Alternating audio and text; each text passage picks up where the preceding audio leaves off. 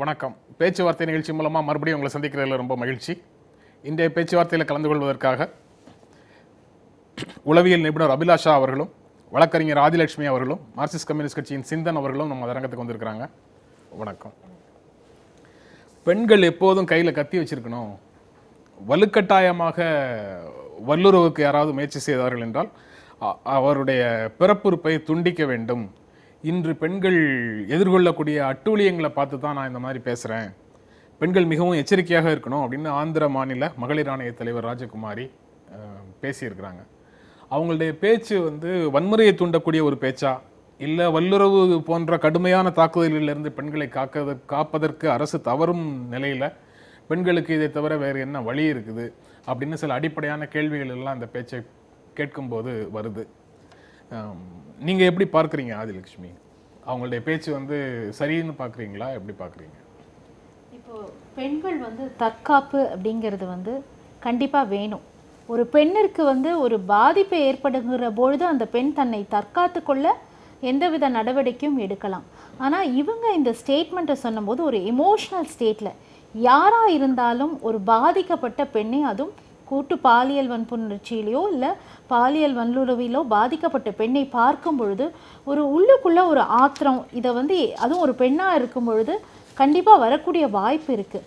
அவங்க ஒரு women's commission சேர் women அப்படிங்கிற ஒரு பொறுப்பான ஒரு போஸ்ட்டில் இருக்கும் பொழுது தற்காத்து கொள்ள நீங்கள் உங்களை பாதுகாத்து கொள்ள கையில் கத்தி வச்சுக்கலாம், இல்லை கொலை செய்யலாம், இல்லை எல்லாமே பண்ணலாம். அப்படிங்கிறது அடிப்படையாக ஒரு பெண் தன்னை பாதுகாக்கணும். செல்ஃப் டிஃபென்ஸ் கண்டிப்பாக இருக்குது, சட்ட ரீதியாக உங்களுக்கான பாதுகாப்பு இருக்குது. ஆனால் இவ்வளோ ஒரு ஸ்ட்ராங் ஸ்டேட்மெண்ட் இந்த பொறுப்பில் இருக்கக்கூடிய ஒரு நபர் சொல்லும் பொழுது அது வேறு விதமான சிந்தனைகளை தூண்ட வாய்ப்பு இருக்கிறது. அதாவது பெண்ணை பாதுகாக்க அந்த பெண்ணுக்கு உரிமை இருக்கிறதுங்கிறது ஒரு விஷயம், அதையும் தாண்டி சமூக பொறுப்புங்கிற இன்னொரு விஷயத்தில் பார்க்கும் பொழுது ஒரு ஒரு பப்ளிக் ஃபிகராக இருக்கக்கூடிய ஒரு நபர், ஒரு பொறுப்பில் இருக்கக்கூடிய நபர் இவ்வளோ ஒரு ஸ்ட்ராங் ஸ்டேட்மெண்ட் சொல்லியிருக்கணுமா அப்படிங்கிற ஐயப்பாடு எனக்கு எழுகிறது. தொடர்ந்து பல அனுபவங்களில் பல சம்பவங்களில் அரசு இது போன்ற கடுமையான குற்றங்களில் இருந்து பெண்களை காக்க தவறும் போது, மிக கொடுமையான குற்றங்கள் பெண்களுக்கு எதிராக நிகழ்த்தப்படும் போது அதை தொடர்ந்து பார்த்துட்டு இருக்கிற ஒருவருக்கு இது போன்ற ஒரு உணர்வு வருவது இயல்பானது அப்படிங்கிற ஒரு பார்வை வருது. நீங்களும் அதை ஏற்கிறீங்க. ஆனா இந்த பொசிஷன்ல இருக்கிறவங்க பேசக்கூடாது அப்படின்னு சொல்றீங்க. ஆமா, இந்த ஒரு தலைமை பொறுப்பை ஏற்று பெண்கள் ஆணையத்தை தலைமை இருக்கும்போது ஒரு ராங் ஸ்டேட்மெண்ட், வெளிய மிஸ்லீடிங், தவறான ஒரு செய்தி போயிடக்கூடாதுங்கிற ஒரு இதுதான். சரி, ஆனா அந்த சூழலை சந்திக்கக்கூடிய பெண்களுக்கு வேற என்ன? கண்டிப்பா யாரா இருந்தாலும், இப்ப நானே அந்த ஒரு பாதிக்கப்பட்ட பெண்ணை பார்க்கும்பொழுது எனக்கு ஒரு கொதிநிலை, கோபம் எல்லாம் வரக்கூடிய நிலை ஏற்படதான் செய்கிறது. ஒரு வழக்கறிஞராக பாதிப்புங்கிறது ஒரு குடும்ப வன்முறையாகட்டும், பொதுத்தளங்களிலாகட்டும், எங்கே இருந்தாலும் ஒரு பெண்ணுக்கு பாதிப்பு ஏற்படும் பொழுது ஒரு இமோஷனல் லெவல்ல அதை பார்க்கவதை தாண்டி ஒரு தலைமை பொறுப்பில் இருப்பவர்கள் ஒரு நிதான நிலைக்கு வரணும். இதுதான் இந்த தண்டனை தான் நீங்க கொடுக்கணும், கையில பெப்பர் ஸ்ப்ரே வச்சுக்கோங்கன்னு ஒரு காலத்துல நிர்பயாக்கு அப்புறம் பரவலாக சொல்லப்பட்டது. பெப்பர் ஸ்ப்ரேயோ இல்ல கத்தியோ பாதுகாப்பதை காட்டிலும் இந்த சமூகத்தில் இருக்கக்கூடிய ஆண்களின் சிந்தனையை மாற்ற என்ன செய்யணுங்கிறது தான் நம்ம யோசிக்கணுமே தவிர, அரசு தவறிவிட்டது அப்படின்னா காவல்துறையோ இல்ல நீதிமன்றங்களோ விரைவான ஒரு நடவடிக்கை எடுக்க தவறுகிற காரணத்தினால் அதற்காக ஒரு எல்லையை நாம் மீறுவோம் அப்படிங்கிற ஒரு நிலை இப்போ ஒரு அவங்களோட போஸ்ட்ல இருக்கக்கூடியவங்க சொல்லும் பொழுது அது ஒரு தவறான ஒரு ஸ்டேட்மெண்ட்டாக பார்ப்பதை காட்டிலும் தவறான ஒரு செய்தியா மனசுல பதியக்கூடாதுங்கிறதா என்னோடது. அது ஒரு நிதானம் இல்லாத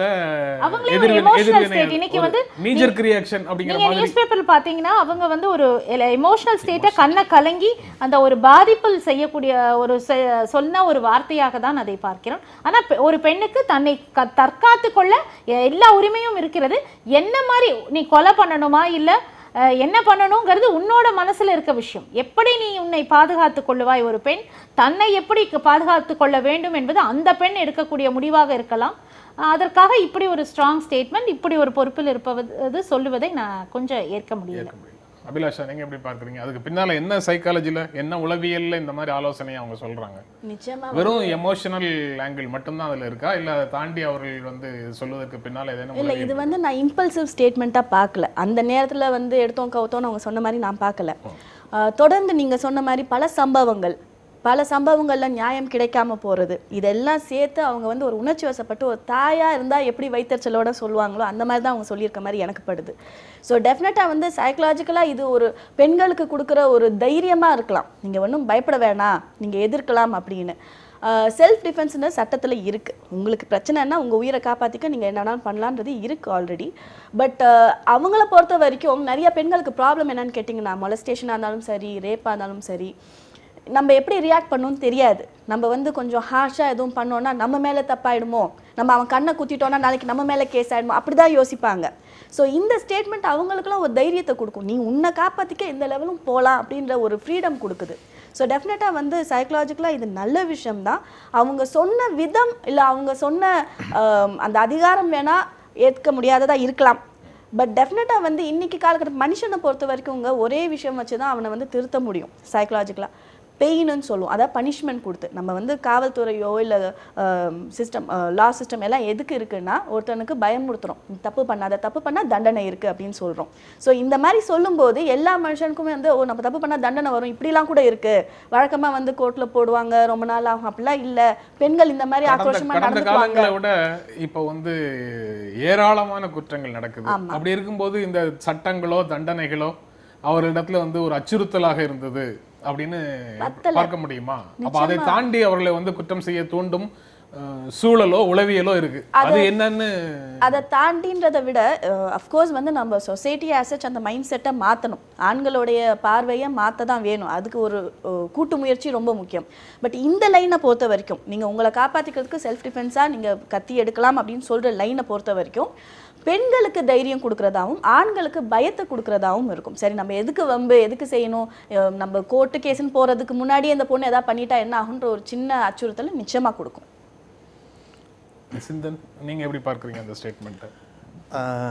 இப்போ அவங்க உமன்ஸ் கமிஷனோட ஆணையர் அப்படிங்கிறத தாண்டி அவங்க வந்து தெலுங்கு தேசம் பார்ட்டிலையும் பொசிஷனில் இருக்காங்க. ஸோ அங்கே அது ஆளும் கட்சி, மத்தியில் ஆளும் கட்சியில் கூட்டணியாகவும் இருக்காங்க.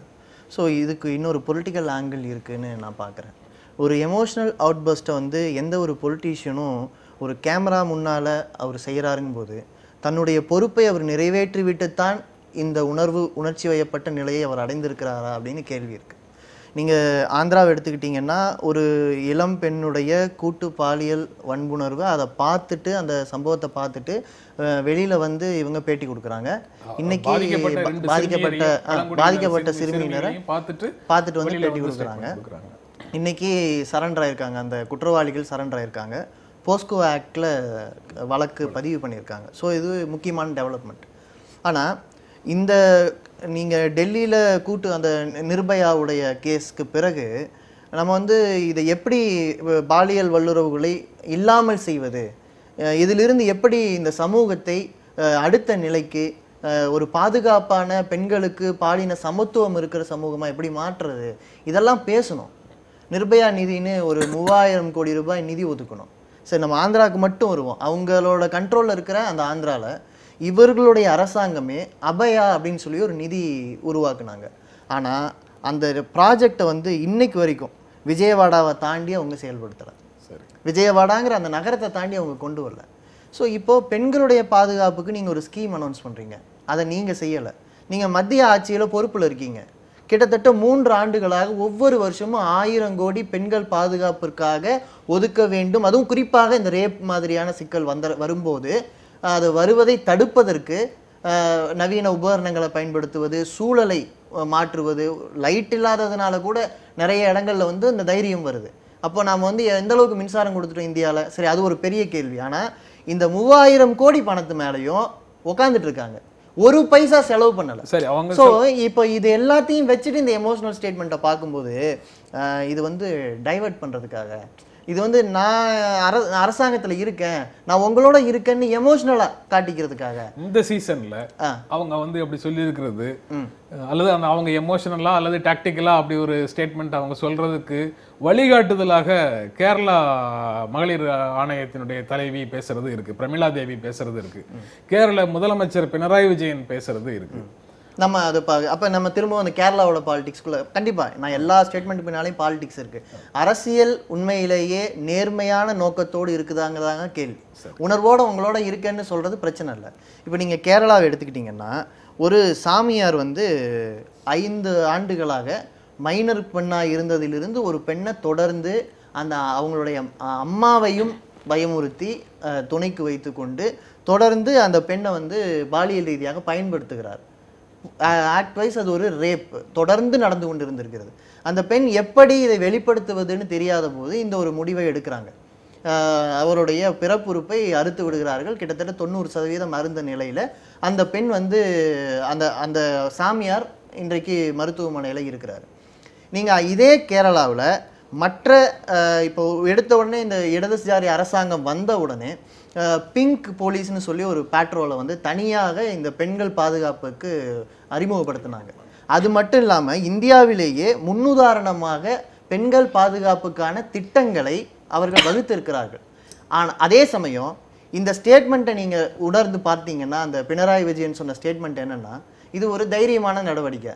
அந்த பெண் மேலே நடவடிக்கை எடுப்பீங்களான்னு பத்திரிகையாளர்கள் கேட்கும்போது அவர் அதற்கு பதில் சொல்றாரு. கடுமையான நடவடிக்கை எடுப்பீங்களா என்று கேட்கும்போது அதுக்கு அவர் பதில் சொல்றாரு. அது இதனோட டெக்னிக்காலிட்டிக்குள்ள போனீங்கன்னா இது போஸ்கோ ஆக்ட்ல வருது. இந்த பெண்ணுடைய ரேப்புங்கிறது 17 வயதுல தொடங்கி இருக்கு. அவரும் சிறுமியாக இருந்த போதிருந்தே இந்த பாதிப்புக்குள்ளா இருக்காரு. அந்த குடும்பம் அந்த அளவுக்கு எக்கனாமிக்கலா இல்லாததும் ஒரு முக்கியமான காரணம், பலவீனமாக இருப்பதும் ஒரு முக்கியமான காரணம். அடுத்தது அந்த சாமியார் வெறும் தனிப்பட்ட சாமியார் அல்ல. அவர் புல்லட் சாமியார்னு அவங்க உள்ளூரில் சொல்கிறாங்க. அவர் வந்து 2013 நிறைய அரசியல் ஆக்டிவிட்டியில் தன்னை இணைச்சிக்கிட்டு இருக்காரு. இன்றைக்கு மத்தியில் ஆளும் கட்சியாக இருக்கக்கூடிய மாநிலத்திலும் என்டிஏல முக்கியமான பொறுப்பில் இருக்கக்கூடிய தலைவர்களுக்கெல்லாம் நெருக்கமாக இருக்கிறார். சங் பரிவாரங்களுடைய அமைப்புகளோடு நெருக்கமாக போராட்டங்களில் கலந்துக்கிறார். முதலமைச்சரை சந்திக்க செல்லுகிற குழுவில் தலைவராக இருந்து, இந்த சங் பரிவார அமைப்புகள்லாம் அதில் உறுப்பினராக இருக்காங்க. இவர் தலைவராக இருந்து இந்து கோயில்களை பாதுகாப்பதற்காக இவர் போராறாம்.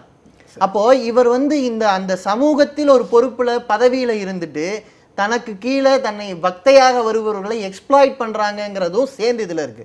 எனவே இதுல நாம வந்து அதான் இந்த பொலிட்டிக்கல் ஸ்டேட்மெண்ட்டுக்குள்ள உண்மையிலேயே கமிட்மெண்ட் இருக்காங்கிறது முக்கியம்னு நான் பார்க்க சொல்றேன். அந்த கமிட்மெண்ட் வந்து சட்ட ரீதியான பார்வையை மீறி இருக்க முடியுமான்னு கேட்கிறேன். இல்ல, இது போஸ்கோ ஆக்டின் அடிப்படையில அந்த பெண்ணின் மீது வழக்கு போடலாமா என்ற கேள்வி வருது. கடுமையான நடவடிக்கை எடுக்கப்படுமான்னு கேட்டா அவர் என்ன சொல்றாரு? நல்ல பதில் சொல்றாரு. அதாவது கடுமையான நடவடிக்கை ஏற்கனவே எடுக்கப்பட்டு விட்டது. ஆமா, நாம இப்ப செய்ய வேண்டியது அந்த பெண்ணுக்கு ஆதரவாக நிற்பது அப்படின்னு சொல்றேன். மிக குறிப்பா ஆமா ஆதரவா இருக்க வேண்டியிருக்கேன். நீங்க இந்த இடத்துல என்னன்னா ஒரு பெண் சாமானியராக இருந்து ஒரு டிஃபென்ஸ் நடவடிக்கை எடுக்கும்போது அதை அரசு எவ்வாறு கையாளுகிறதுங்கிறது ரொம்ப முக்கியம். நீங்க ரேப் விக்டிம்ஸ் பல நேரம் போலீஸ் ஸ்டேஷனுக்கு போகும்போது உன்னை எங்க தொட்டாங்க, நீ அப்ப என்ன பண்ணிக்கிட்டு இருந்த, இந்த மாதிரியான கேள்விகளை நீதிமன்றங்கள்ல கேட்டுதான் அந்த வழக்குகள்ல பெரும்பாலும் குற்றவாளிகள் தண்டிக்கப்படுறதில்லை. எனவே அரசாங்கம் என்றைக்கும் பாதிக்கப்பட்டவர்களுக்கு ஆதரவா இருக்கணும். ஆனா அந்த ஸ்டேட்மெண்ட் வெறுமனே அரசியலாக உணர்ச்சியை தூண்டுவதாக இருக்கக்கூடாது. நீங்க இப்ப நான் சொன்னேன் நிர்பயா நிதி 3000 கோடி செலவு செய்யப்படலை. ஆனா கேரளா ஒரு மாநில அரசாக இருந்து கொண்டு 2316 கோடி ரூபாயை செலவு செஞ்சிருக்குன்னு இந்தியன் எக்ஸ்பிரஸ் பத்திரிக்கை உங்களை பாராட்டுது. இந்தியாவிலேயே முன்னுதாரணமான மாநிலம் என்று நிர்பயா நிதியை பத்தி எழுதும் போது கேரளாவை பார்த்து கத்துக்குங்கன்னு பத்திரிகைகள் பாராட்டுறாங்க. இந்த விஷயத்தையும் சேர்த்து பார்க்கணும். நீங்க எப்படி பார்க்குறீங்க? அரசு வந்து பாதிக்கப்பட்டவர்களுக்கு ஆதரவாக இருக்கணும், அதுல வந்து சட்ட ரீதியாக அப்படி இப்படி இருந்தாலும் பரவாயில்லை அப்படிங்கிறத நீங்க எப்படி பார்க்குறீங்க? இல்லை, இப்போ நிர்பயாவோட மரணத்துக்கு அப்புறம் பல சட்ட திருத்தங்கள் இன்னைக்கு வந்து பெண்களுக்கு பாதுகாப்பு நிலை கொடுக்கக்கூடிய பல சட்ட திருத்தங்கள் இன்னைக்கு வந்து விரைவாக உங்களுக்கு நீதி கிடைக்கக்கூடிய உங்களுக்கு ஃபாஸ்ட் ட்ராக் மெக்கானிசம் எல்லாமே சட்டத்தில் வந்துருச்சு. சட்டத்தில் வந்துருக்கு. ஒரே ஒரு சந்தேகம், தயவு செய்து குறுக்கீட்டுக்கு மன்னிக்கணும், நீங்க தொடர்ச்சியாக அதை பத்தி பேசிட்டு இருக்கீங்க. அதாவது வல்லுறவுக்கான வரையறையையே முற்றிலுமாக மாற்றி இருக்குது. நிர்பயா கேஸுக்கு பிறகு ரேப் டெஃபினேஷனை வந்து மாற்றி இருக்குது. ஆரம்பத்துல இருந்த பெனட்ரேஷன் அப்படிங்கிற ஒரு விஷயம் மட்டும் இல்லை அப்படின்னு சொல்லி ரேப்பை வந்து பல்வேறு சீண்டல்கள் உட்பட பல்வேறு விஷயங்களையும் ரேப்பாக தான் பார்க்கணும்னு இந்திய தண்டனை மாத்திருக்கோம். சட்டம், சாட்சிய சட்டம், கிரிமினல் ப்ரொசீஜர் கோட் எல்லாத்தையும் மாற்றங்கள் மாற்றங்கள் வந்திருக்கும். வந்திருக்கு. ஆனா இங்க ஆந்திர மகளிர் ஆணையம் தலைவர் பேசும்போது திரும்பவும் பழைய நினைவுலயே பேசுற மாதிரி சொல்றாங்க. அதை ஒட்டியே தானே அவங்களுடைய அந்த ஆலோசனை வந்து அதை ஒட்டி தானே வருது. ஒரு பெண்ணாகவோ இல்ல ஒரு தன்னோட நிலையை, அதாவது அவங்க ஒரு டாப் மோஸ்ட் பொசிஷன், ஒரு விமென்ஸ் கமிஷன் சேர் விமன்னா அந்த மாநிலத்தில் இருக்க பெண்களுக்கு ஏதோ ஒரு விதத்தில் பாதுகாப்பு தரக்கூடிய ஒரு தைரியம் தரக்கூடிய பொசிஷன். அபிலாஷா சொன்ன மாதிரி அவங்க ஸ்டேட்மெண்ட் தைரியம் கொடுக்கணும்னு சொன்னாங்களோ என்னமோ. எனக்கு அந்த நியூஸ் ஐட்டம் பார்த்தது தான், அதுலேயே அவங்களோட முகம் மறைக்கப்பட்டு ஒரு எமோஷ்னலாக சொல்லக்கூடிய ஒரு ஸ்டேட்மெண்ட்டாக தான் இதை பார்க்கிறேன். பெண்களுக்கு தைரியம் ஊட்ட வேண்டும். ஒவ்வொரு பெண்ணும் வீட்டை விட்டு வெளியே வரான்னு இல்லை, வீட்டுக்குள்ளே இருக்கும் போதே இன்னைக்கு குடும்ப வன்முறையை தன்னை பாதுகாக்கிறதுக்கு கூட அந்த பெண்ணுக்கு ஒரு தைரியம் கொடுத்து தான் அந்த பெண்ணை வளர்க்க வேண்டும். அதற்காக வந்து சொல்லக்கூடிய ஒரு ஸ்டேட்மெண்ட் வந்து, அதுவும் ஒரு பப்ளிக் ஃபாரமில் நீங்கள் சொல்கிறீங்க, உங்களோட ஸ்டேட்மெண்ட் உங்களை தாண்டி போகும்போது பெண் என்ற நிலையில் இருந்தாலும் தலைவர் பொறுப்பில் இருக்கும்போது ஒரு பொறுப்பான ஒரு ஸ்டேட்மெண்ட் வெளியே வந்திருக்கணும். பெண்ணோட பாதுகாப்புங்கிறது ரொம்ப முக்கியங்க, இல்லைன்னு யாருமே சொல்ல போகிறதில்ல. பெண் தன்னை தற்காத்து கொள்ள அனைத்து உரிமையும் இருக்கிறது. நான் வந்து பெப்பர் ஸ்ப்ரே அடித்து என்னை தற்காத்து கொள்ள போகிறேனோ, இல்லை கத்தி எடுத்து ஒருத்தரோட உயிரை கொல்ல போகிறேனோ, ஒரு கீரல் போட்டு மிரட்ட போகிறேனோ, இல்லை அவரோட பிறப்புறுப்பை அறுக்க போகிறேனோ, அது நான் அந்த இடத்துல என்னோட பாதுகாப்புக்கு நான் எடுக்கக்கூடிய முடிவாக இருக்கணும். இதே இந்த அம்மா வந்து ஒரு பெண் தன்னை யாராவது துன்புறுத்தும் போது உங்களை பாதுகாத்து கொள்ளுங்கள், அதற்கு நீங்கள் எதை செய்தாலும் பரவாயில்லை என்று இந்த தலைவர் பொறுப்பில் இருக்கக்கூடிய இவர்கள் சொல்லியிருந்தால் ஏற்றுக்கொள்ளலாம். இவ்வாறு ஒரு செயலை செய்யுங்கள், இந்த மாதிரி செய்யுங்க, அது தூண்டல் மாதிரிங்கிறத தாண்டிலும் அவர்களுடைய பொறுப்பை தாண்டி சொல்லக்கூடிய நிலை. இப்போ வந்து அரசு பொறுப்பாக இல்லை அப்படின்னா அரசு யாரு? நாமெல்லாம் சேர்ந்தது தான் அரசு. ஒரு பொதுவாக ஒரு இடத்துல ஒரு பெண்ணை ஒரு தவறான முறையில் ஒரு ஆண் சீண்டும் பொழுது பக்கத்தில் இருக்க ஒரு பொதுஜனம் வந்தால் கூட அது நம்ம ஏற்றுக்கொள்ளக்கூடிய ஒரு விஷயம் தான். அவள் பஸ்ஸில் ட்ராவல் பண்ணிகிட்ருக்கோம், எத்தனை சீண்டல்கள். ஒரு பஸ் ஏறி இறங்கும் போது ஒரு கல்லூரி மாணவியோ இல்லை பள்ளி மாணவியோ எவ்வளோ ஒரு பிரச்சனைக்கு கீழே இறங்குறாங்க, எத்தனை பேர் அதை திருப்பி கேள்வி கேட்குறோம். சமூக அக்கறைங்கிறது எல்லாருக்கும் இருக்கணும். அந்த பெண் திருப்பி எத்தனை பெண் திருப்பி கேட்குறாங்க, நம்ம வந்து தவறாக ஒரு இடத்துல தொட்டோன்னா நீ ஏமா அங்கே போய் நிற்கிற, கொஞ்சம் தள்ளி நிற்க வேண்டியது, அந்த பஸ்ஸில் கூட்டமாக இருக்கும், அந்த தள்ளி நிற்க கூட இடம் இருக்காது. இந்த பொறுப்பு அனைவருக்கும் இருக்க வேண்டும். பெண்ணை பாதுகாக்கணுங்கிற ஒரு எண்ணம் வந்து இந்த சமூகத்தில் சிந்தனையில் மாற்றம் ஏற்பட வேண்டும். ஆணும் பெண்ணும் சமதளத்தில் நம்ம பார்க்கக்கூடிய மனநிலை வந்து பள்ளி நாட்களிலிருந்தே கொண்டு வரணும். ஒரு இப்போ தவறு செய்ய ஒரு ஆணும் ஒரு குடும்பத்திலேருந்து வர ஆண் தான், அவங்களையும் ஒரு அம்மா தான் பெற்றெடுத்திருக்காங்க. நாம் குடும்ப அமைப்பு, நம்மளோட கல்வி முறை அனைத்துமே வந்து இன்னைக்கு ஒரு பெண்ணை சமதளத்தில் பார்க்கக்கூடிய நிலை இல்லை. சட்டம் தான் பெண்ணையும் ஆணையும் சமமாக பார்க்கிறது, பேப்பர் ஆன் பேப்பர். ஆனால் நீங்கள் சமூக கட்டமைப்புக்குள்ளே வரும்பொழுது இன்றும் பெண் ஒரு நிலை தாண்டி ஒரு வரணும் அப்படின்னா ஒரு சில பெண்கள், நானும் அபிலாஷவோ இன்னைக்கு நாங்கள் வெளியே வரோம் பேசுகிறோன்னா இதே நிலை வந்து ஒரு தாழ்மையான ஒரு நிலையில் இருக்கக்கூடிய பெண்ணுக்கு கிடைக்குமே என்றால் அன்னைக்கு தான் உண்மையான சுதந்திரம். அந்த சுதந்திரத்தை இந்த சமூகம் கொண்டு செல்ல வேண்டும். அரசுக்கு வந்து பொறுப்பு சரியாக செய்யலை அப்படின்னு தட்டி கழிப்பதை காட்டிலும் அந்த பெண்ணுக்கான தைரியத்தை வந்து குடும்பம், இப்போ எத்தனை குடும்பம் அந்த பெண்ணை வந்து தைரியம் கொடுத்து வளர்த்தது, ஏன் வளர்த்தல, திருப்பியும் தப்பு நம்ம மேலே தான் சொல்லுவாங்க, நம்ம பெண்ணை நாம பாதுகாப்போம், ஒரு பயம், அந்த தைரியத்தை கொடுக்கணுங்க. இந்த ஸ்டேட்மெண்ட் தைரியத்தை கொடுக்கறத காட்டிலும் ஒரு தவறான ஒரு செய்தியை தான் வந்து ஒரு மனசு கொடுக்குதுன்னு நான் நினைக்கிறேன். இந்திய மக்களுடைய உயிர்களையும் உடைமைகளையும் காப்போம் அப்படிங்கிற வாக்குறுதியை அரசு தானே கொடுக்குது. அரசுக்கு பொறுப்பு இருக்கு, இல்லைன்னு சொல்லல. ஒரு பொறுப்பு இருக்கு இல்லையா? அரசை மட்டுமே குற்றம் சொல்லக்கூடாது அப்படிங்கறத நான் புரிஞ்சுக்கிறேன். ஆனா அரசை வந்து நம்ம முற்றிலுமாக இதுல இருந்து கண்டிப்பா அரசாங்கத்துக்கு பொறுப்பு இல்லை இருக்குங்க, தட்டி கழிக்க முடியாது. ஒரு காவல்துறையில போய் நீங்க ஒண்ணும் இல்லை, யாருமே இல்லை, நாம வந்து வழக்கறிஞருங்கிற நிலையில இல்லாம ஒரு சாதாரண பெண்ணாக என்னை பாவித்து கொண்டு நான் கொண்டு ஒரு கம்ப்ளைண்ட் கொடுக்குறேன்னா அதை ரெஜிஸ்டர் பண்ணி ஒரு சிஎஸ்ஆர் வாங்குறதுக்கு எத்தனை சிரமமா இருக்குங்கிறது கண்டிப்பாக தெரியும். எல்லா இடத்துலையும் அந்த பொறுப்பை ஒவ்வொருத்தரும் தட்டி கழிச்சிட்டு வருது. கண்டிப்பாக அதை வந்து தட்டி கேட்கக்கூடிய நிலை ஒவ்வொரு பெண்ணுக்கும் வரணும்.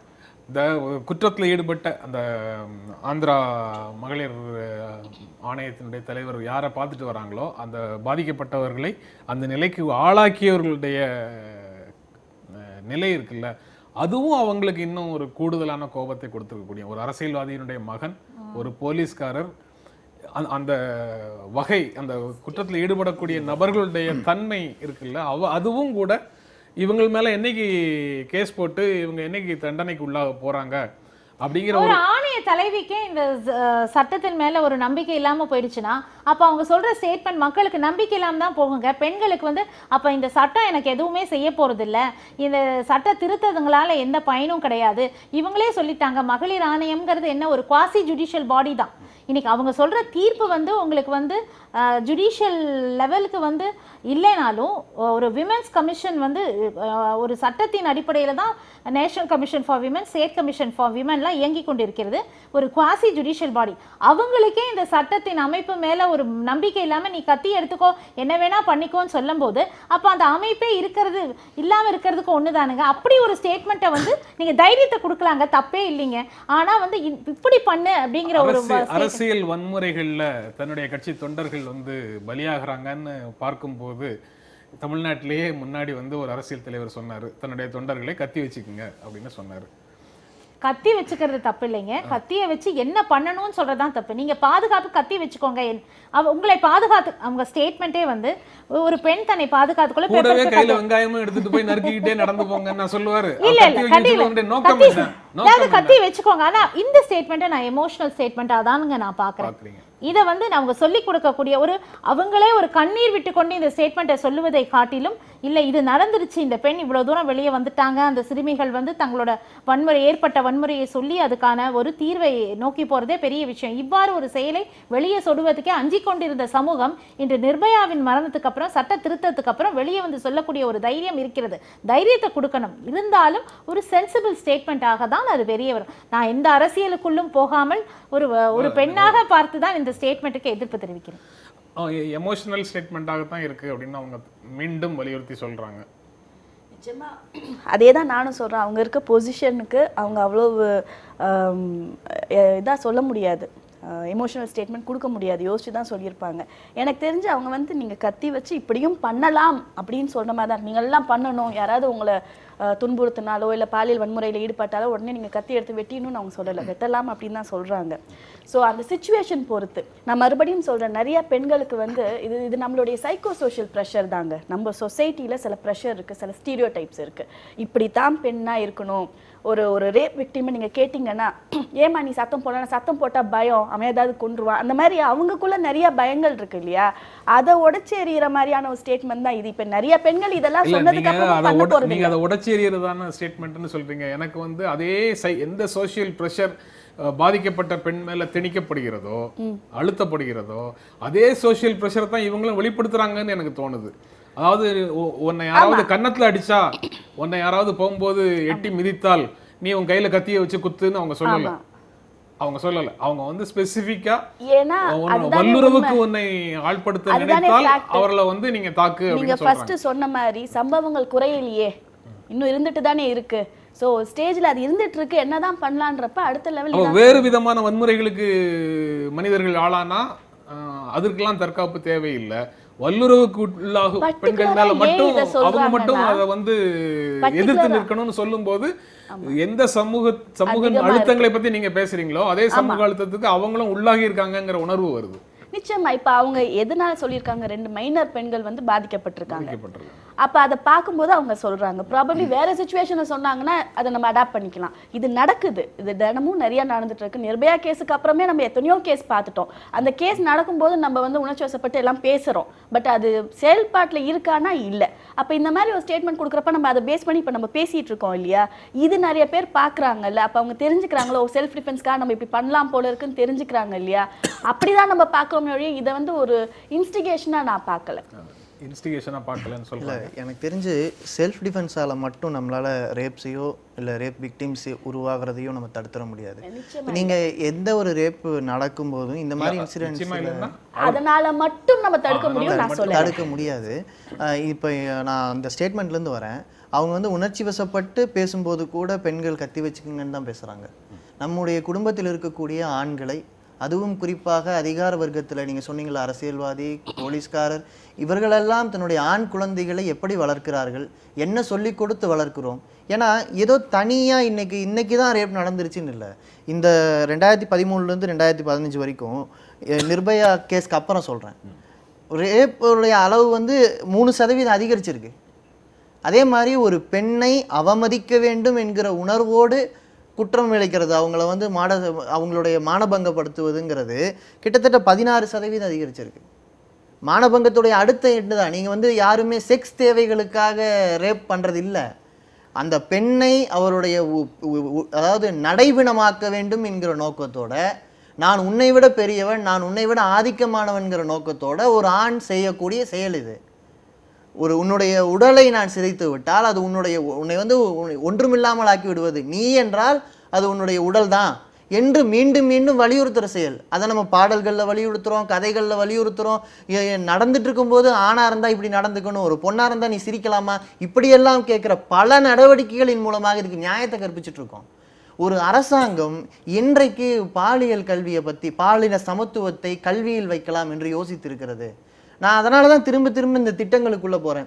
நீங்கள் ஒரு வேலை வாய்ப்பு விஷயத்தில் 74% வேலை வாய்ப்பை ஆண்கள் இந்த சமூகத்தில் அனுபவிக்கிறாங்க. 15 வயசுக்கு மேலே பார்த்தீங்கன்னா இருக்கக்கூடிய வேலைகளை அனுபவிக்கிறவர்கள் 74% ஆண்கள் தான் அனுபவிக்கிறாங்க. வெறும் 22% தான் பெண்கள், அந்த 15 வயதுக்கு மேல் இருக்கிறவர்கள், படித்து முடித்தோடனே வேலை என்று நினைக்கிறவர்களே. மற்றவங்கள்லாம் பிள்ளை பெருக்கிற இயந்திரங்களாகவே பார்க்கப்படுகிறார். மீண்டும் மீண்டும் உன் உடம்பு இன்னொரு உடம்பை உருவாக்குறதுக்கானதான்னு சொல்லி கொடுத்து வளர்த்துறோம். அப்போ உன் உடம்பை அழிச்சிட்டா நீங்கள் ரேப் மட்டும் இல்லை, இந்த இது திராவகங்கள் வீசுகிறாங்கல்ல, முகத்தை அழிச்சிடலாம், அந்த உன்னுடைய அழகை குலைத்து விடுவேன், அதோட முடிஞ்சது உன் வாழ்க்கைன்றாங்கல்ல. இப்போ இந்த மனநிலைக்கு எதிராக அவரே பேசலை. அப்போ பப்ளிக் ப்ரெஷர் தான் காரணம். பப்ளிக் ப்ரெஷர் என்றைக்குமே என்ன செய்யுது, பெண்களை உன்னோட உடலை பாதுகாத்துக்க, ஒரு ரேப்புக்கு பிறகு கூட நீ களங்கமடையவில்லை என்று எத்தனை பேருக்கு சொல்லி கொடுத்து வளர்த்துருக்கோம். நீ அவ்வளோதான் உன் வாழ்க்கை முடிஞ்சதுன்னு தானே சொல்லி கொடுக்குறோம். கண்ணீரும் கம்பளையுமாகத்தான் அந்த கேஸ் எப்படியா மறைச்சிடலாமா, வெளியில் சொல்லாமல் வச்சிடலாமா, இது வந்து போலீஸ்க்கே போக வேண்டாம் அப்படி பார்க்குற குடும்பங்கள் தான் இன்றைக்கும் அதிகம். இப்போ இதெல்லாம் சேர்ந்து இதில் இருக்குங்கிறத பார்க்கணும். இங்கே தற்காப்புக்காக கத்தி வச்சுக்குங்க, இதை செய்யுங்க அப்படின்னு சொல்கிறதும் கூட கிட்டத்தட்ட இந்த உணர்வை, இந்த மனநிலையை வெளிப்படுத்துதுன்னு சொல்ல முடியுமான்னு கேட்குறேன். ஆமாம், அப்படி நீங்கள் சொல்லும்போது அதில் என்ன ஆகுறாங்கன்னா, இந்த ஒட்டுமொத்த சமூகத்தின் பொதுவான பொது புத்தியோடு கேரி ஆகிடுறாங்க. அது தீர்வை நோக்கி நகர்வதிலிருந்து அது இல்லை. நீங்கள் ஒரு மனசுக்கு திருப்தி இருக்கும், நாம் வந்து இப்போ இவங்க சொன்னவங்க தான் குற்றவாளின்னு இல்லை. உண்மையில் ரேப் செய்தவர்கள், அந்த பலாத்காரத்தை செய்தவர்கள் தான் குற்றவாளிகள். ஆனால் இந்த பொறுப்பில் இருக்கிறவர்கள் இன்னும் கூட தன்னுடைய வார்த்தைகளை தான் செய்ய வேண்டியவற்றின் மீது கவனத்தை அதிகமாக செலுத்தணும். ஏன்னா தினசரி நீங்கள் இப்போ நிர்பயாவுக்கு பிறகுதானே நந்தினி வழக்கு பார்த்தோம். இன்றைக்கு நந்தினி வழக்கோட நிலை என்ன? 15 நாளுக்கு பிறகுதான் காணவில்லைங்கிற கேஸ்ல இருந்து நீங்கள் வந்து இந்த கேஸை பலாத்கார வழக்காகவே மாற்றினாங்க. குண்டர் சட்டத்தில் பிடிச்சி உள்ள போட்டாங்க. அது வரைக்கும் அந்த குடும்பம் அலைஞ்சிக்கிட்டு இருந்தது, அல்லாடிக்கிட்டு இருந்தது. என்றைக்கு ஊடகம் பார்த்ததோ, என்றைக்கு கொஞ்சம் பிரபலமானவங்க அதை பற்றி பேசுனாங்களோ, அதற்கு பிறகுதான் இந்த நீதி மன்றங்களும் சட்டத்தை நடைமுறைப்படுத்துகிற காவல்துறை இயங்கும்னு சொன்னா நீங்க கவலையோட பார்க்க, நீங்க கவலையோட பார்க்கறதுன்னு குறிப்பிடுற மாதிரியான எடுத்துக்காட்டுகள் தான், அந்த மாதிரி சம்பவங்கள் தான், நந்தினி மாதிரியான சம்பவங்கள் தான் சட்ட நீதியை நம்புறதை விட உடனடி நீதியை நம்புறது அப்படிங்கிற நிலைக்கு மக்களை தள்ளுதோ அப்படிங்கிற உணர்வு வருது. நம்ம ஒரு இடைவேளைக்கு அப்புறம் நம்ம தொடர்ந்து பேசலாம்.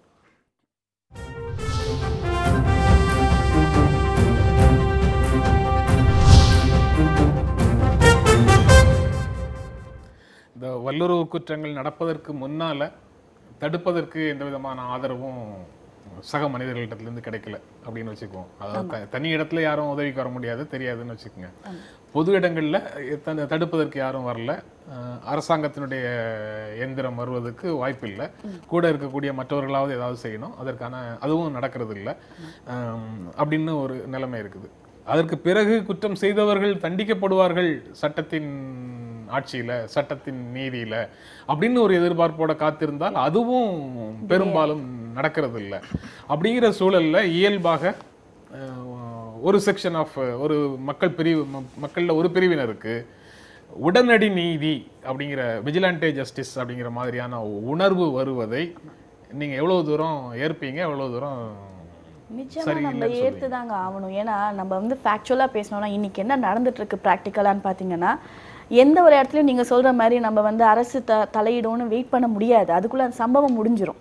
அப்போ ஒவ்வொருத்தவங்களும் அவங்கள தற்காத்துக்கிறது நாட் ஓன்லி இப்போ ரேப்போ மொலஸ்டேஷனோ பற்றி மாத்திரம் நான் பேசல, ஈவன் அபியூஸ்க்கு கூட நம்ம ரியாக்ட் பண்ணணும் இல்லையா? ரியாக்ட் பண்ணுறதுக்கு ஒரு தைரியம் வேணும் இல்லையா பெண்களுக்கு? நிறைய பேருக்கு இந்த உரிமைகள் உங்களுக்கு இருக்குன்ற அவேர்னஸே இல்லை. அண்ட் நிறைய வீடுகளில் வந்து சொல்லி கொடுத்து வளர்க்குறது. இந்த தியரியை வந்து பெண்களுக்கு எதிரான குற்றங்களோட மட்டும் நிறுத்த முடியுமா அப்படிங்கிற கேள்வி எனக்கு வருது. அதாவது அரசு காக்க தவறுகிறது. ஒரு குறிப்பிட்ட ஒரு நலிவடைந்த அல்லது ஒடுக்கப்பட்ட குரலற்றவர்களை யாரோ ஏதோ செய்யும் போது யாரும் அங்க வர்றதில்லை, அரசு எந்திரமும் வர்றதில்லை. அப்படிங்கிற சூழல்ல இந்த தியரியை நம்ம அவர்களுக்கும் பொருத்தி பார்க்கிறது நியாயமானு உங்ககிட்ட கேட்குறேன். நியாயம் தான். எல்லாருக்குமே வந்து செல்ஃப் டிஃபென்ஸ் இருக்குதான் சட்டத்துல. பட் பெண்களுக்கு ஏன் நம்ம சொல்றோம்னா, சைக்கலாஜிக்கலாக அவங்க ஆல்ரெடி வந்து பயந்து இருப்பாங்க. இப்போ முன்னாடி நம்ம சொன்ன அதே சைக்கோ சோஷியல் ஃபேக்டர்ஸ்க்கு தான் நான் வரேன். நம்ம நாட்டை பொறுத்த வரைக்கும் ஒரு ஆண் ஒன்று முறைச்சாலோ இல்லை ஒன்று தொட்டாலோ நீ பயந்துடுற, நீ வந்து நடுங்குற அப்படின்னு தான் நம்ம சொல்லி கொடுத்துட்ருக்கோம். இல்லை நீ எதிர்த்து பேசு, எதிர்த்து கத்து, சண்டை போடு, போராடு அப்படின்றத நம்ம அவ்வளவா சொல்லி கொடுக்கறது இல்லை. இன்னொன்று பார்த்தீங்கன்னா, இப்போ மோஸ்ட்லி இந்த செக்ஷுவல் அசால்ட் பண்ணுறவங்களாம் வந்து ட்ரக்கோ இல்லை ஆல்கஹாலோ இன்ஃப்ளூயன்ஸில் தான் இருப்பாங்க. சொல்ல முடியுமா?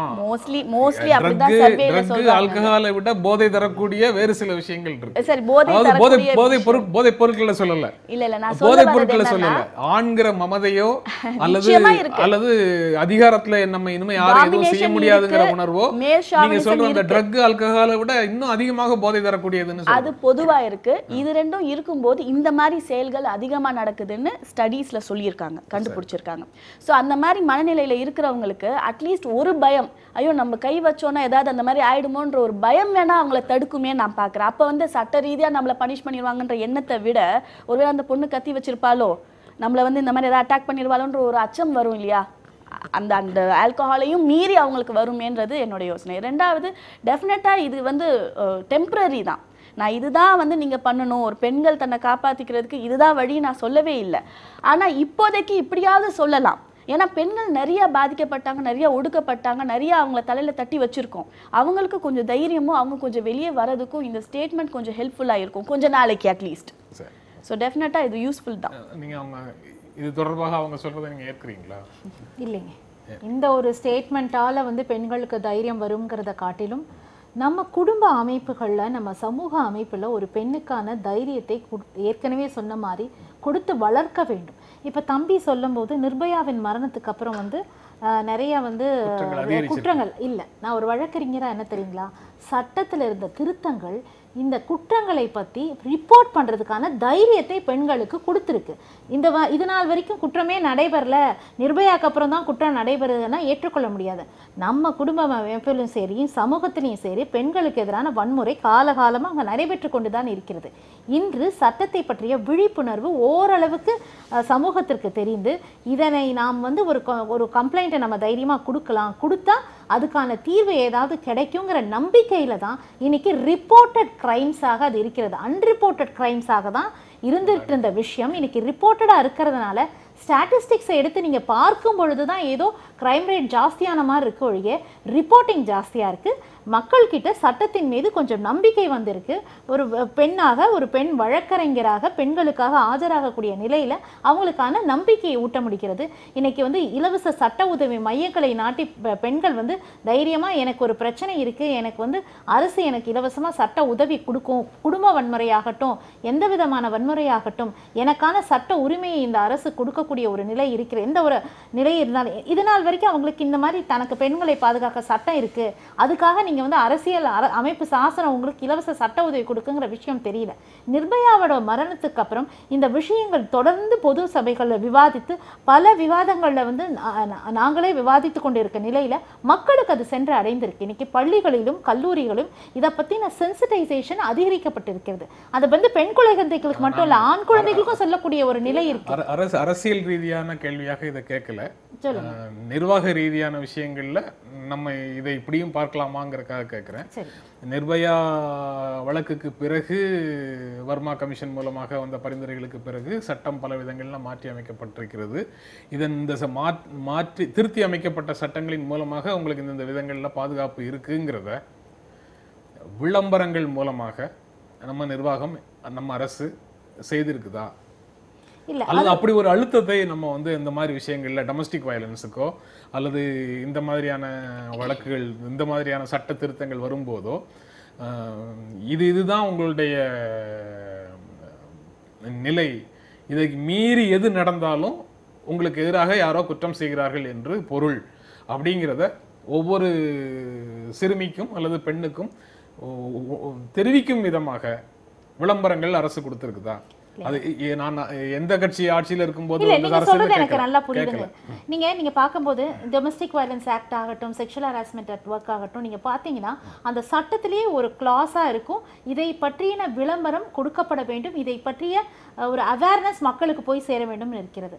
இதை வந்து அரசு அப்படின்னு பார்க்கும் பொழுது இப்போ லீகல் சர்வீசஸ் அத்தாரிட்டி ஜுடிஷியரிஸ் கீழே வரும்போது கண்டிப்பாக சட்ட உதவி ஆணையங்கள் வந்து மையங்கள்லாம் இருக்கு இல்லைங்களா, லீகல் சர்வீசஸ், அதன் மூலம் இப்போ நானே அதில் பேனல் லாயர் தான், நாங்கள் அவேர்னஸ் கொடுக்குறோம். சட்டம் இப்படி இருக்குங்கிறத இன்னும் அதிகப்படியாக அரசு கொடுக்கணும். அரசு வந்து கொடுக்கவே இல்லைன்னு ஒட்டுமொத்தமாக நாம் அதை தவிர்க்க முடியாது.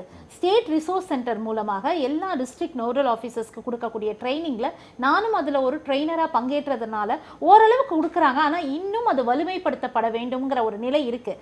கண்டிப்பாக அரசு வந்து ஃபுல்ஃபில் பண்ணிட்டாங்க, எல்லாருக்கும் அந்த செய்தியை கொண்டு போய் சேர்த்துக்கிட்டாங்க. இன்னைக்கு பார்த்தீங்கன்னா அரசு பள்ளி முதற்கொண்டு அனைத்து இடங்களிலும் இதை கொண்டு சேர்க்கப்பட வேண்டிய ஒரு முக்கிய பொறுப்பு இருக்கிறது. அதை ஓரளவுக்கு தான் பண்ணிக்கொண்டு இருக்கிறார்கள். அதாவது டார்கெட் வச்சு சொல்றீங்க, பள்ளிகள்னு சொல்றீங்க இருக்காங்க, அதை வந்து இன்னும் துரிதப்படுத்த வேண்டும். பண்ணவே இல்லைன்னு சொல்லி ஒட்டுமொத்தமா எதிர்த்த முடியாது. ஒரு ஆட்சியின் இத்தனை ஆண்டுகால சாதனைகள் அப்படின்னு பேப்பர்ல முழுப்பக்க விளம்பரங்கள் வருது இல்ல, அந்த மாதிரி விளம்பரங்கள் இது போன்ற சட்டங்களுக்கு கண்டிப்பா கம்மியா தான் இருக்குங்க. கொஞ்சம் நீங்க வந்து இந்த அவேர்னஸை கிரியேட் பண்றது அரசுங்கிற ஒரு நிலையிலிருந்து பார்க்கும் பொழுது அதை இன்னும் துரிதப்படுத்தக்கூடிய ஒரு நிலையில தான் அவங்க இருக்காங்க. இருந்தாலும் ஓரளவுக்கு இதனை பற்றின விழிப்புணர்வு கொண்டு சேர்க்க முயற்சிகள் இருக்கிறது. இதை கண்டிப்பாக துரிதப்பட்டோம் இல்லவே இல்லைன்னு ஒட்டுமொத்தமா நம்ம தவிர்க்கவும் முடியாது. ஆனா அவங்க செய்ய வேண்டிய நிலையிலையும் ஒட்டுமொத்தமாக முழுமையாகவும் சென்றடையவில்லை. சிந்தன், இதுதான் உடனடி நீதி அப்படிங்கிறது வந்து தவிர்க்க இயலாததாக போகுதுன்னு பல குரல்கள் வந்து இன்றைக்கு சமூகத்திலேருந்து வருது. உடனடியாக நீதியை சட்டத்தின் மூலமாக கிடைக்க வேண்டிய நீதி எங்களுக்கு தாமதமாக கிடைக்கும் போது, தாமதமான நீதி மறுக்கப்பட்ட நீதின்னு நீங்களே சொல்லும் போது, அல்லது தாமதமாக கூட கிடைக்காத சூழல்ல உடனடியாக நீதியை நாங்களே கையில் எடுத்து வழங்க வேண்டியது இருக்குது, சட்டத்தை நாங்களே கையில் எடுத்து. நீதிக்கு இருக்கிற சிக்கலே என்னன்னா, நீங்க வந்து ஒரு குற்றவாளியை இல்லாமல் செய்து விடுவதன் மூலமாகவோ குற்றவாளியை ஒடுக்கி விடுவதன் மூலமாகவோ குற்றத்தை உங்களால் அந்த குற்ற சம்பவத்திலிருந்து விடுதலை பெற்றுவிட முடியாது, இந்த சமூகம் விடுதலை பெற்ற முடியாது. எனவே நீதி என்பதை ஒரு தனிநபரால் என்றைக்குமே வென்றெடுக்க முடியாது. அதான் இங்கே சிக்கலே. அதனால தான் நீங்கள் எந்த அரசாங்கத்தை உருவாக்குறீங்களோ, நீங்கள் எந்த அரசாங்கத்தை அந்த அரசாங்கத்தின் செயல்பாடுகளோடு வாக்களிப்பதன் மூலமாக இல்லை வேற ஏதாவது ஒரு வகையில் நீங்கள் பார்ட்டா இருக்கீங்களோ ஒரு குடிமகனாக, அந்த அரசாங்கத்தை மாற்றியமைக்க வேண்டும், எனக்கான அரசாங்கமாக அதை மாற்றணுங்கிற லார்ஜர் பெர்ஸ்பெக்டிவ்ல யோசிக்காம நீதியை பெற்ற முடியாது. நீங்கள் இந்த கேஸை சொன்ன உடனே இப்போ இத்தனை விஷயம் பேசுகிறோம். எனக்கு இப்போ ரீசெண்டாக அந்த ஹரியானாவில் ஒரு கிட்டத்தட்ட 3-4 கூட்டு கொலைகள், அதாவது திருடிட்டாங்கன்னு நினச்சிட்டு இல்லை பசுவை தூக்கிட்டாங்கன்னு நினச்சிட்டு ஒரு 10 பேர் சேர்ந்து ஒருத்தனை அடித்து கொண்டுறது, அதுக்கு பிறகு தான் விசாரணையே. அதே மாதிரி உத்தரப்பிரதேசத்தில் தேர்தலுக்காக நடந்த சில கலவரங்கள், இதெல்லாம் நினைவுக்கு வருது. அதே மாதிரி பில்கிஸ் பானுங்கிற ஒரு பெண்ணுடைய வழக்கு 10 ஆண்டுகளுக்கு மேல நடந்ததையும் சேர்த்து நான் யோசிச்சு சொல்றேன். அந்த பெண் வந்து கூட்டு வல்லுறவுக்கு ஆளாக்கப்பட்டவர். ஒண்ணு, அதற்கும் முந்தைய வழக்குகளும் இருக்கு. இல்ல, இந்த குறிப்பா இப்பதானே தீர்ப்பு வந்து, அதனால நான் சொல்றேன், அந்த பெண் பலாத்காரம் செய்யப்பட்ட போது பலாத்காரம் செய்தவர்களுக்கு ஒரு அரசியல் மோட்டிவ் இருந்தது. ஒண்ணு 2002ல உண்டான வழக்க நீங்க சொல்றீங்க, 1984 உள்ள வழக்கு இருக்கு. இல்ல, நான் எதற்காக இந்த பில்கிஸ் பானு வழக்கை நான் சொல்றேன்னா, நீங்க அந்த 2002ல அந்த வழக்கு நடந்த போது குஜராத் சமூகம் முழுக்க நாம் செய்யக்கூடிய பலாத்காரங்கள் நியாயமானவை, கொலைகள் நியாயமானவை என்று யார் கொலை செய்தார்களோ, யார் அதை ஆதரித்தார்களோ அவர்களுக்கு வாக்களிக்கவும் தயாராக இருந்தார்கள், அந்த கட்சியை வந்து கொண்டாடவும் தயாராக இருந்தாங்க.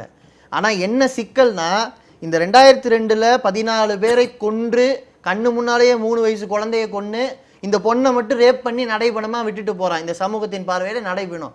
அந்த பெண் 11 வருடம் 12 வருடம் போராடி தனக்கு யார் தன்னை பாலியல் பலாத்காரம் செய்தார்களோ அந்த வழக்கை பதிவு செய்யாமல் விட்ட குஜராத் காவல்துறை, மருத்துவர்கள் இவங்க எல்லாரையும் சட்டத்து முன்னால் நிறுத்தி தண்டனையும் பெற்று கொடுக்கும்போது இப்போதான் நீங்கள் நீதிங்கிற ப்ராசஸை அந்த பொண்ணு அப்போவே தன்னுடைய ஜாதியை சேர்ந்தவங்களே மதத்தை சேர்ந்தவங்களே வாங்கன்னு கூட்டிகிட்டு போய் திருப்பி கொலை பண்ணியிருந்தா அங்கே நீதி கிடைச்சிருக்காது.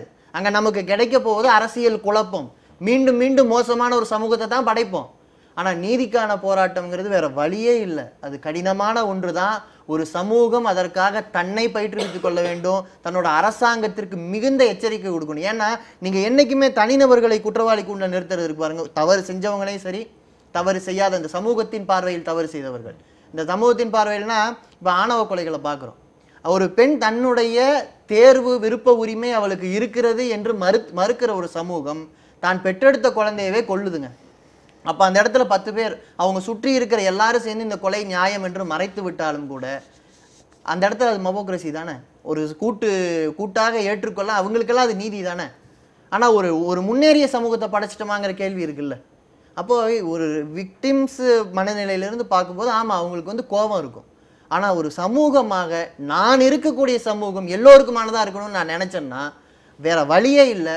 நீங்கள் உங்களுடைய சமூகத்திற்கு ஒட்டுமொத்தமாக சிந்திக்க வேண்டும். நீதி என்பதை அரசாங்கத்தின் கரங்களில் இருந்து வாங்கணும். நீ எதை சட்டம்னு சொல்றியோ, எதை நீ நிதி ஒதுக்கீடு செஞ்சிருக்கியோ, எதெல்லாம் என்னெல்லாம் நீ அமைப்பு முறைகளை வச்சிருக்கியோ அதில் இருக்கிற ஓட்டைகளை அடைக்காமல் நான் அடுத்த தலைமுறைக்கு என்னங்க கொடுத்துட்டு போவேன்? அதுதானே கேள்வி. ஜனநாயக நடைமுறையில நின்று தான் நீதியை பெற வேண்டும். ஜனநாயகத்தை பாதுகாக்கிறத தாண்டி நீதின்னு ஒண்ணு இல்லை. நீதின்னு ஒண்ணு இல்லை. நீங்க சொன்ன உளவியலுக்கும் அவர் சொல்ற நடைமுறைக்கும் இடையில ஒரு இடைவெளி இருக்கு. நம்ம நிகழ்ச்சி நிறைவு செய்யற இடத்துல இருக்கிறோம். உங்களுடைய இறுதியான கருத்து? நிச்சயமா சொசைட்டியோட மைண்ட் செட்டை மாற்றுறது தான் அடிப்படையான விஷயம். அதில் எந்த மாற்று கருத்தும் இல்லை. பட் இப்போ இருக்கிற சூழ்நிலையில் இந்த ஸ்டேட்மெண்ட் இந்த மாதிரி உங்களை செல்ஃப் டிஃபென்ஸ்க்காக நீங்கள் என்ன வேணாலும் செய்யலாம்னு சொல்கிறது தப்பும் இல்லைன்னு தான் எனக்கு தோணுது. ஏன்னா அந்த நேரத்தில் அவங்க எப்போ ஒரு பெண்ணை எந்த ஒரு காரணமும் இல்லாமல் பாதிச்சிடுறாங்க. இந்த பாதிப்பு உடல் ரீதி மாத்திரம் இல்லை, மன ரீதி மாத்திரம் இல்லை, ஒரு சோஷியல் ரீதியாகவும் அவங்கள சமூக ரீதியாக அவங்கள ஒதுக்குறோம். அவங்கள ஏதோ ஒரு அவங்க தப்பு பண்ண மாதிரி ஒரு குற்றவாளி மாதிரி பார்க்குறோம். இதெல்லாம் மாற்றணும்னா அந்த பொண்ணு ஒரு தைரியமாக, ஒருவேளை அவளுக்கு அந்த சந்தர்ப்ப சூழ்நிலை யாருமே ஹெல்ப்புக்கு வரல, அவளை காப்பாற்றிக்கிறதுக்கு அவள் கையில் ஏதோ ஒன்று இருக்குது, அவள் அதை யூஸ் பண்ணுறான்றப்ப நிச்சயமாக அது தப்பு இல்லை. அட்லீஸ்ட் நான் இதை பண்ணி என்னை காப்பாற்றிக்கிட்டேன்ற தைரியமும் நாளைக்கு வேற ஒரு பொண்ணு அதை பார்க்கும்போது அதே மாதிரி நம்ம பண்ணலான்ற ஒரு விழிப்புணர்வும் இருக்குன்னு தான் நான் நினைக்கிறேன். ஸோ டெஃபினட்டாக இது பண்ணலாம். இப்போ இந்த இடத்துல ஆண் குழந்தைகளுக்கும் ஆண்களை பெற்றெடுத்தவர்களுக்கும் அதிகாரத்தில் இருக்கிறவங்களுக்கும் அவங்க கூடுதலாக சொல்லியிருந்தாங்கன்னு வச்சுங்களேன், இந்த பிரச்சனையோட ஆழம் அங்கதானே இருக்கு. அதனால டிஃபென்ஸ் எவ்வளவுதான் இருந்தாலும் உங்களை விட வலிமையானவர்கள், உங்களை விட அதிகமாக அதிகாரத்தில் இருக்கிறவர்கள் ஆண்கள். ஆனா இப்ப இருக்கிற பிராக்டிக்கல் சிச்சுவேஷன்ல நீங்க சொல்றதை நம்ம செய்யணும். அது ஒரு ஸ்லோ ப்ராசஸ்ல போயிட்டு இருக்குது. உடனடி தீர்வை பத்தி தான் நான் சொல்லிட்டு இருக்கேன். இப்ப இமீடியட்டுக்கு அவங்க அதை பண்ணலாம். லீகல் ஜஸ்டிஸ் கிடைக்காத சூழல்ல விஜிலான்டே ஜஸ்டிஸோ அல்லது மோபோக்ரஸியோ நடைமுறையில் இருக்குது. அதற்கு ஆதரவாக பேசக்கூடியவர்களும் நிறைய பேர் இருக்கிறாங்க. அந்த சூழலை எப்படி மாற்ற முடியும் அப்படின்னு நினைக்கிறீங்க? அல்லது அது தவிர்க்க முடியாது எல்லா சமூகத்துக்குள்ளேயும் அது இருக்கும் அப்படின்னு நினைக்கிறீங்க? இல்லை, கண்டிப்பாக நம்மளுக்கான விரைவான ஒரு நீதி கிடைக்கக்கூடிய ஒரு சமூகத்தில் தான் இந்த மாதிரி சிக்கல்கள் வராமல் இருக்கும். அப்போ நம்ம சமூகத்தில் இருக்கக்கூடிய நீதித்துறையும் சார்ந்து அரசு எல்லாமே விரைவாக இந்த மக்களின் நலனுக்காக நாம் பாடுபடுவோமேயானால் மக்களுக்கு இந்த அரசின் மீதும் இந்த நீதித்துறையின் மீதும் ஒரு நம்பிக்கை பிறக்கும். இந்த குற்றங்கள் குறையக்கூடிய வாய்ப்புகள் வரும். அதுவும் பெண்களுக்கு எதிராக நடைபெறக்கூடிய குற்றங்கள் கண்டிப்பாக எதிர்காலத்தில் குறையும். எங்களுக்கான ஒரு பாதுகாப்பான சமூகத்தை இந்த அரசும் இந்த நீதித்துறை விரைவான நீதியும் கொடுக்கும் அப்படிங்கிற நம்பிக்கையை நாம் வலியுறுத்தக்கூடிய நிலையில தான் இருக்கும். எதிர்காலம் கண்டிப்பாக பெண்களுக்கு ஒரு வெளிச்சமாக இருக்கும் என்ற நம்பிக்கையோடு இதை நான் நிறைவு செய்கிறேன். அவங்க நிறைவு செய்ததோட நிறைவு செய்யலாமா இல்லை நீங்கள் குறிப்பாக சொல்ல வேண்டிய? இல்லை, அதில் அவங்க அதான் இது ஒரு அரசாங்கம் ஸ்பீடாக செயல்படுதுன்னு நம்ம சொல்லிட முடியாது. செயல்படணும்னு வலியுறுத்த வேண்டிய தேவை இருக்குது. இப்போ இதே தான் நிதியை ஒழுங்காக செலவு பண்ணுங்கன்னு 3 வருஷமாக கேட்காதவங்க, ஆனால் அந்த பிரச்சனை நடக்கும்போது திடீர்னு போராட வந்தோம். நம்ம குடும்பத்தில் ஒன்று நடந்துட்டா என்ன ஆயிரும்னு நினச்சி போராட வந்தோம். இந்த டிஃப்ரென்ஸ் இருக்குல்ல, இந்த ரெண்டையும் இந்த சமூகத்துக்கு உணர்த்த வேண்டிய கடமை நம்மகிட்ட தான் இருக்குது. இந்த அமர்வில் கலந்து கொண்டு இந்த பேச்சுவார்த்தையில் கலந்து கொண்ட ஒவ்வொருக்கும் எங்கள் நெஞ்சார்ந்த நன்றி. மீண்டும் சந்திப்போம். நன்றி, வணக்கம்.